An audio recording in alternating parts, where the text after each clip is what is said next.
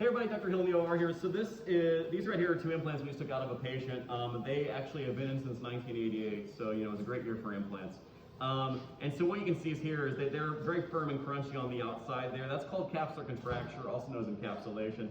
So what causes that is basically, typically it's like a bacterial biofilm on the implant that irritates the body, but it can't eradicate, so it just forms this calcified shell around it.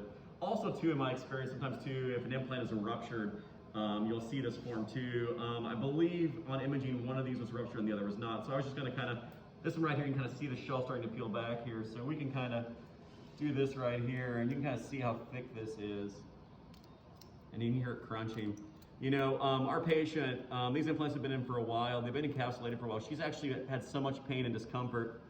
She had to sleep with a bra on for the past, there you can actually see the silicone, I think, coming out there, Maria.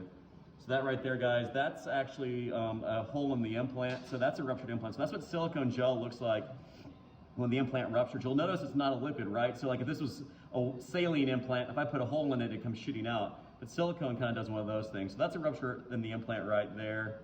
It's messy, you know, but you'll notice it just kind of stayed there in the implant inside the shell there. So it doesn't get absorbed systemically. It doesn't cause problems and all those things.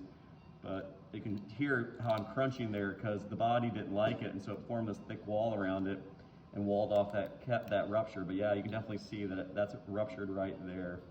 You know, this guy over here, boy howdy, there's some thinning of the, boy, that thing's so hard. Like, look at that, it's rock hard like my table here. I can't even get my scissors to cut it. Boy, all right, well, man, this may be, there we go. There's how thick that thing is, and you can kind of hear it crunching. There you go. There you go, and then there's that right there.